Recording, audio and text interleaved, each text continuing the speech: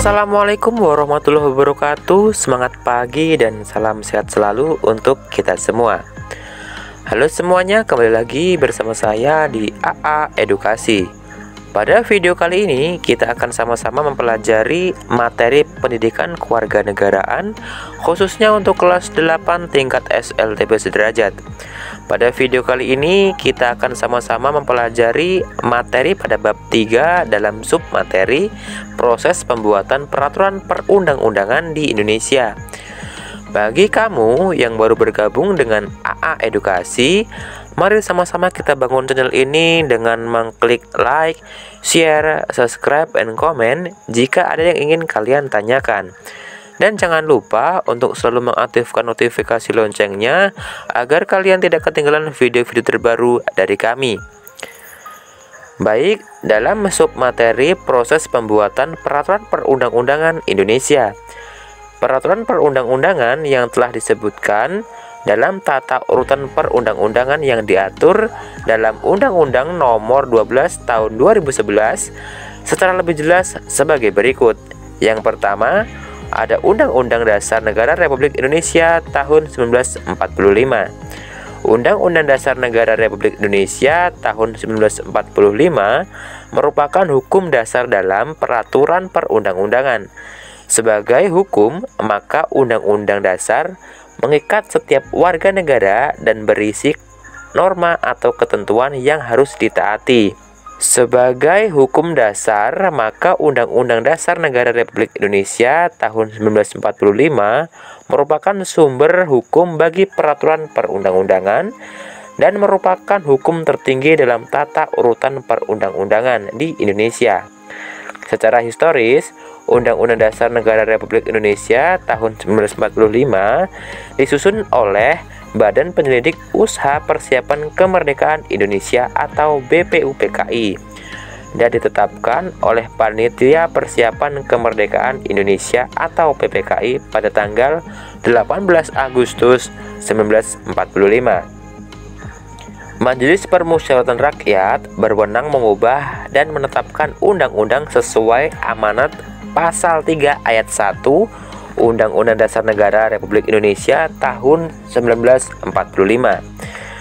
Perubahan terhadap Undang-Undang Dasar Negara Republik Indonesia tahun 1945 dilakukan sebanyak 4 kali perubahan. Perubahan ini dilakukan sebagai jawaban atas tuntutan reformasi dalam sistem pemerintahan di Indonesia.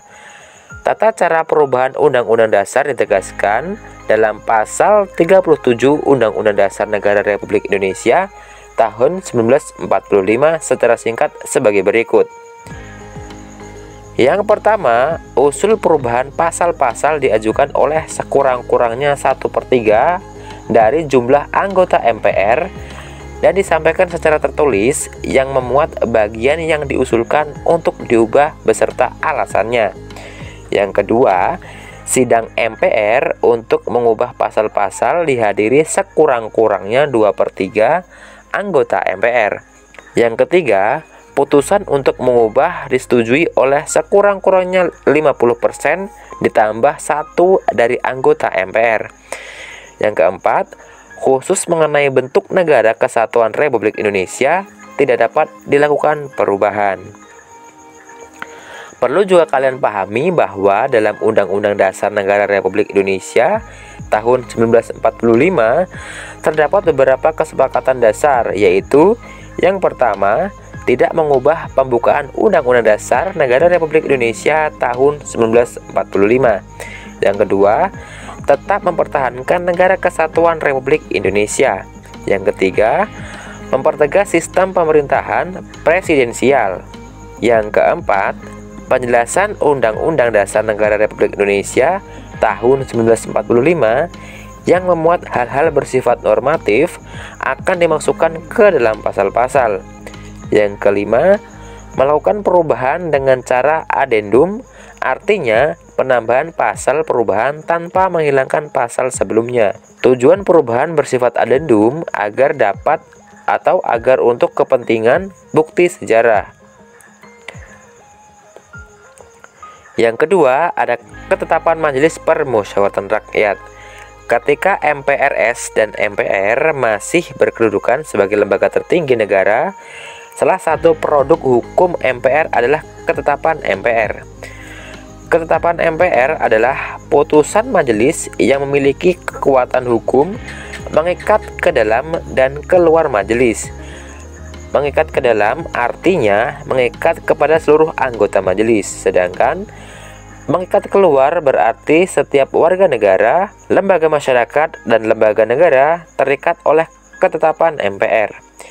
Yang dimaksud dengan ketetapan Majelis Permusyawaratan Rakyat dalam Undang-Undang Nomor 12 Tahun 2011 adalah ketetapan Majelis Permusyawaratan Rakyat sementara dan ketetapan Majelis Permusyawaratan Rakyat yang masih berlaku sebagaimana dimaksud dalam pasal 2 dan pasal 4 Ketetapan Majelis Permusyawaratan Rakyat Republik Indonesia Nomor 1/MPR/2003 tentang peninjauan terhadap materi dan status hukum, ketetapan Majelis Permusyawaratan Rakyat sementara, dan ketetapan Majelis Permusyawaratan Rakyat tahun 1960 sampai tahun 2002, tanggal 7 Agustus 2003. Pasal 2 ketetapan MPR ini menegaskan bahwa beberapa ketetapan MPRS dan MPR yang masih berlaku dengan ketentuan adalah sebagai berikut. Yang pertama, Ketentuan MPRS RI nomor 25/MPRS/1966 tentang pembubaran Partai Komunis Indonesia atau PKI. Pernyataan sebagai organisasi terlarang di seluruh wilayah NKRI bagi PKI dan larangan setiap kegiatan untuk menyebarluaskan atau membagikan paham atau ajaran komunis. Yang kedua, Ketetapan MPR RI nomor 16/MPR/1998 tentang politik ekonomi dalam rangka demokrasi ekonomi. Yang ketiga, Ketetapan MPR RI nomor 5/MPR/1999 tentang penentuan pendapat di Timur Timur. Sedangkan pada pasal 4, Ketetapan MPR ini mengatur ketetapan MPR atau MPRS yang dinyatakan tetap berlaku sampai dengan pembentukannya undang-undang, yaitu yang pertama, Ketetapan MPRS RI nomor 29/MPRS/1966 tentang pengangkatan pahlawan Ampera. Yang kedua, Ketetapan MPR RI nomor 11/MPR/1998 tentang penyelenggaraan negara yang bersih dan bebas korupsi, kolusi, dan nepotisme. Yang ketiga, Ketetapan MPR RI nomor 15/MPR/1998 tentang penyelenggaraan otonomi daerah, pengaturan, pembagian, dan pemanfaatan sumber daya nasional yang berkeadilan, serta perimbangan keuangan pusat dan daerah dalam kerangka NKRI. Berikutnya, Ketetapan MPR RI nomor 3/MPR/2000 tentang sumber hukum dan tata urutan peraturan perundang-undangan. Ketetapan ini saat ini sudah tidak berlaku karena sudah ditetapkan undang-undang yang mengatur tentang hal ini. Berikutnya ada Ketetapan MPR RI nomor 5/MPR/2000 tentang pemantapan persatuan dan kesatuan nasional. Berikutnya, Ketetapan MPR RI nomor 6/MPR/2000 tentang pemisahan TNI dan Polri. Berikutnya, Ketetapan MPR RI nomor 7/MPR/2000 tentang peran TNI dan Polri.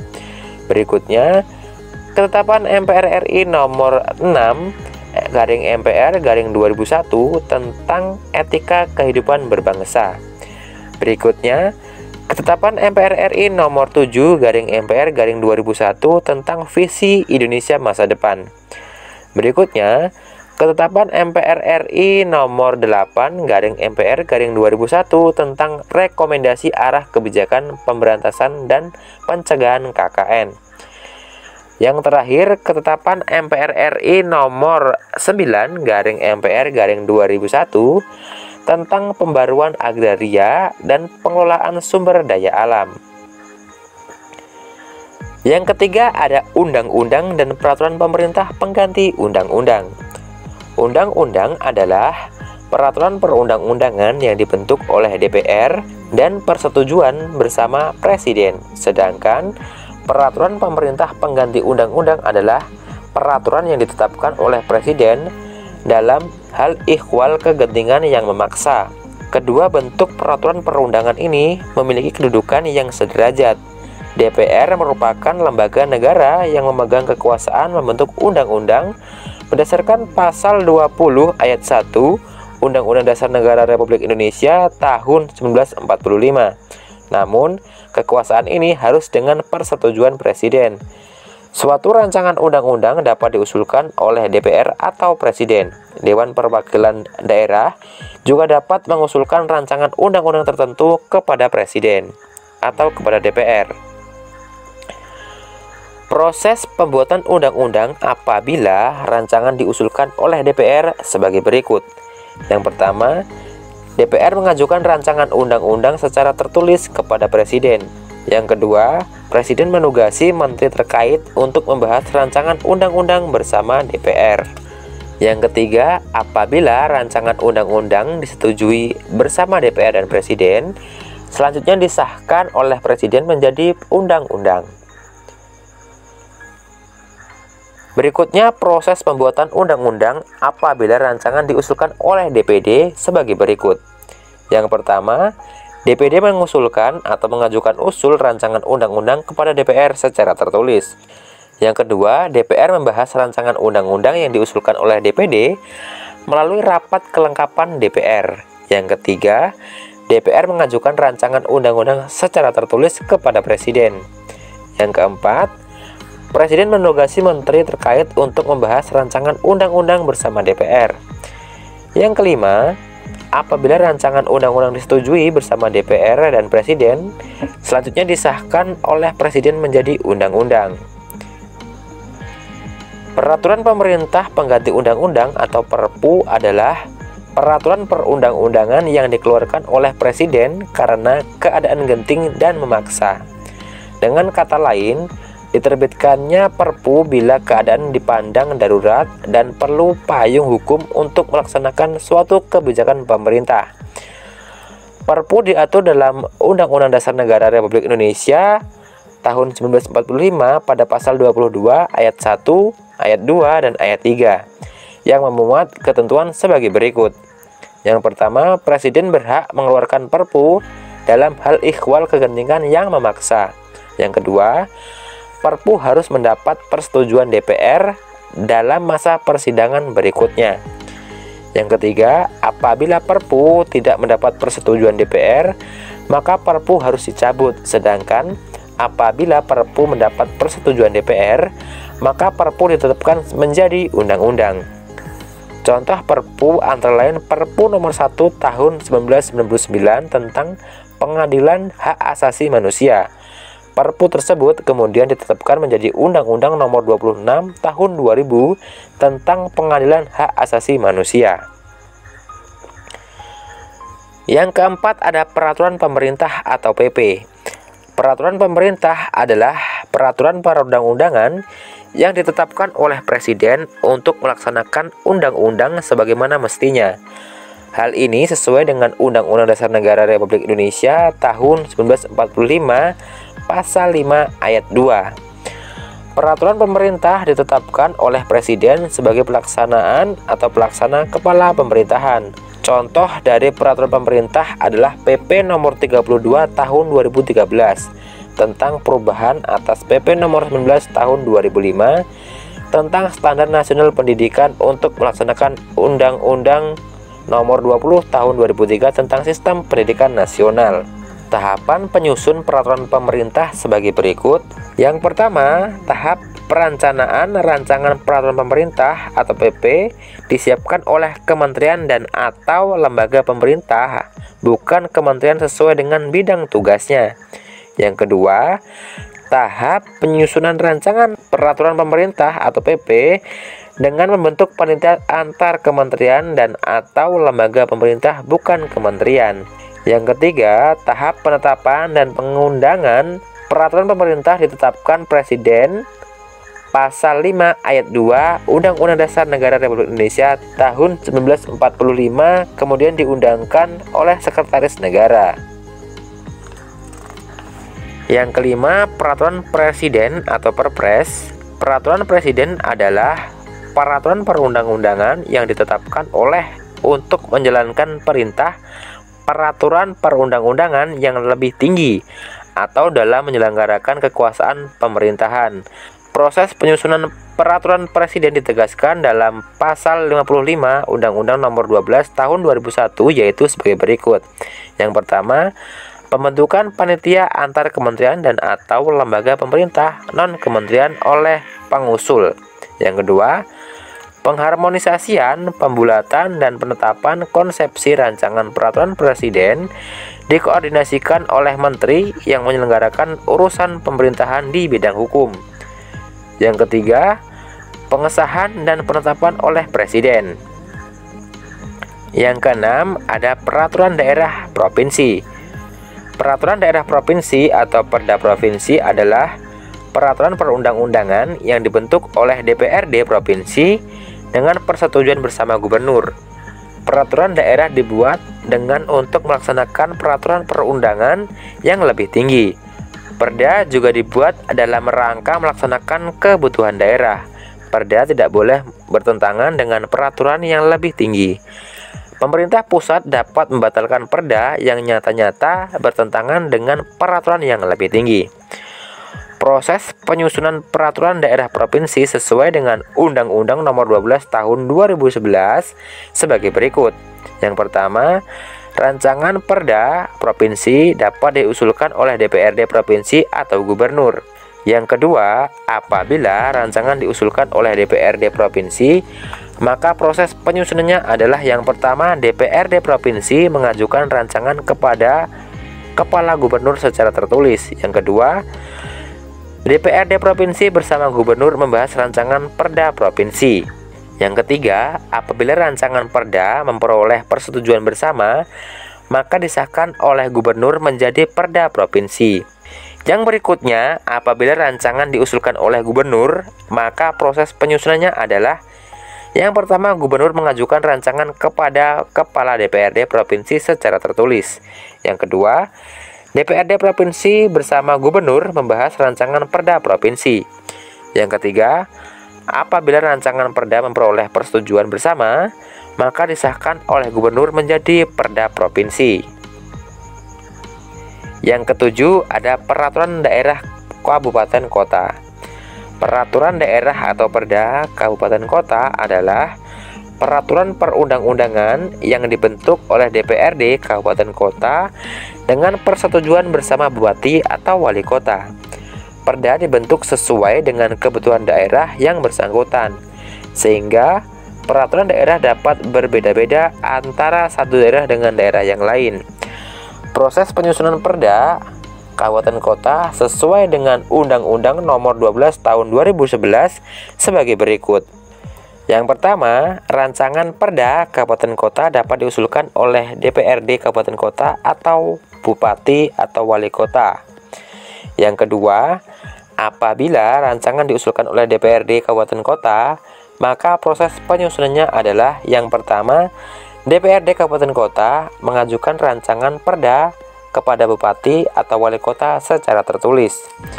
Yang kedua, DPRD kabupaten kota bersama bupati atau wali kota membahas rancangan perda kabupaten kota. Yang ketiga, apabila rancangan perda memperoleh persetujuan bersama, maka disahkan oleh bupati atau wali kota sebagai perda kabupaten kota. Berikutnya, apabila rancangan diusulkan oleh bupati atau wali kota. Yang pertama, bupati atau wali kota mengajukan rancangan perda kepada DPRD kabupaten kota secara tertulis. Yang kedua, DPRD kabupaten kota bersama bupati atau wali kota membahas rancangan perda kabupaten kota. Yang ketiga, Apabila rancangan perda memperoleh persetujuan bersama, maka disahkan oleh bupati atau wali kota menjadi perda kabupaten kota. Nah, demikianlah materi yang dapat saya sampaikan mengenai submateri proses pembuatan peraturan perundang-undangan Indonesia. Saya akhiri sampai di sini. Minta maaf jika ada kesalahan kata. Wassalamualaikum warahmatullahi wabarakatuh.